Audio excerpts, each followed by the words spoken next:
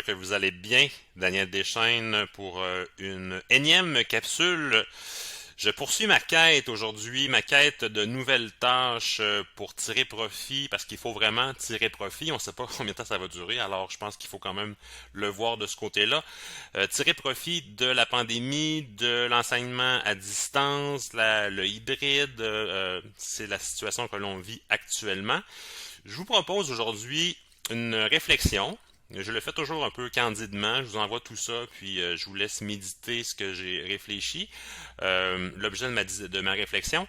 La discussion historique, ça ne vient pas de moi, ça vient, je reprends des idées souvent à gauche et à droite, puis je les retravaille. Donc l'idée m'a été partagée par une conseillère pédagogique, donc une collègue dans les Laurentides, Patricia Fleury, que je salue. La discussion historique, en fait, ça nous vient, c'est une transposition didactique. Ça nous vient de l'anglais. Donc, j'aime bien des fois regarder ce qui se fait dans les autres matières. Je suis moi-même maintenant CP en musique et ça m'aide effectivement souvent à trouver des pratiques qui sont innovantes, qui sont gagnantes pour la classe. En anglais, en secondaire 5, il y a une épreuve de compétence 1, Oral Interaction, et voici un bref aperçu sur le site d'Alloprof. Donc, sur le site d'Alloprof, on nous dit que l'évaluation est effectuée en équipe de 4, si on traduit en français. C'est une discussion de 15 minutes sur un topic, un sujet. Les élèves ont dû discuter et lire à ce sujet-là. Vous voyez sûrement où je m'en vais avec ça. Je m'en vais pas avec mes skis dans le désert. Alors, j'ai préparé une petite séquence. Donc, si on transposait cette forme, ça peut être une forme d'évaluation, ça peut être du formatif. Je vous en faites ce que vous voulez, mais c'est assurément une trace. C'est assurément une trace, une production de l'élève, et vous en êtes les premiers témoins. Alors, imaginons une situation hypothétique où vous avez enseigné une réalité sociale. Vous voulez valider des apprentissages réalisés par les élèves. Quels apprentissages voulez-vous valider? C'est à vous de me le dire. Des OI, la C1, la C2, des contenus, enfin bref, vous choisissez le cadre de la discussion, vous le présentez aux élèves. Bien évitablement, il faudra avoir travaillé, préparé un dossier documentaire. On pourrait utiliser, moi je ne brûlerais pas du matériel personnel, j'irais sur le récit.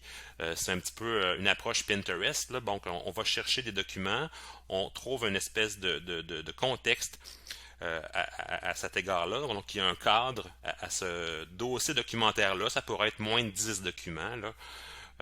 Vous voulez travailler la discrimination, le leurre, enfin, il y a plein de sujets.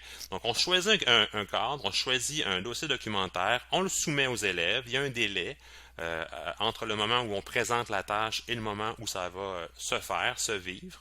Je demande aux élèves durant la période de préparation d'annoter le document, d'annoter les documents soumis. Ça pourrait être des phrases d'histoire.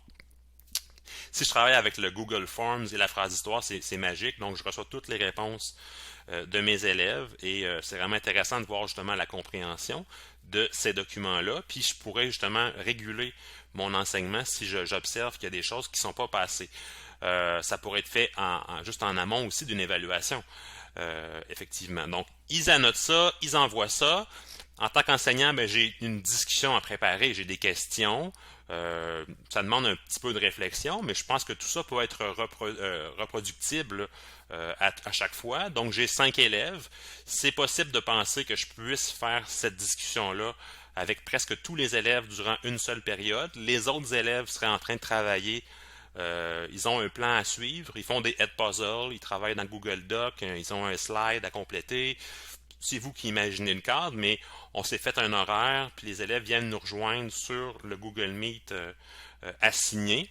Et il y a la discussion, 8 à 10 minutes, je dirais 8 minutes, donc pour se donner un petit délai, là, il y a toujours des problèmes de caméra, de son, d'entrée et de sortie. Donc un petit 8 minutes, les élèves doivent prendre la parole, s'exprimer. On les observe, on a une grille qualitative et justement, ça me permet de poser un jugement sur leurs compétences, sur ce que je veux valider en fait de compte. Ça dépend toujours de l'objectif de la tâche, de mon intention d'enseignement, mon intention pédagogique. Alors voilà pour la discussion historique. J'espère que c'est une idée qui va vous servir. Ce serait intéressant de le vivre. Ça pourrait être vécu à distance, ça peut être vécu en classe. Je pense que c'est une excellente stratégie, peu importe le contexte. Donc si elle est bonne à distance, elle est sûrement bonne en classe. C'est la même chose que pour une chanson. Si la chanson est bonne à la guitare acoustique, elle est bonne dans un big band, dans un spectacle, dans un festival. C'est une petite blague, mais quand même, l'idée est là et je pense que ça mériterait d'être travaillé, d'être peaufiné. Je voulais juste vous présenter un aperçu de ce qui pourrait être possible. Alors, je vous dis à bientôt, puis ben merci, à la prochaine.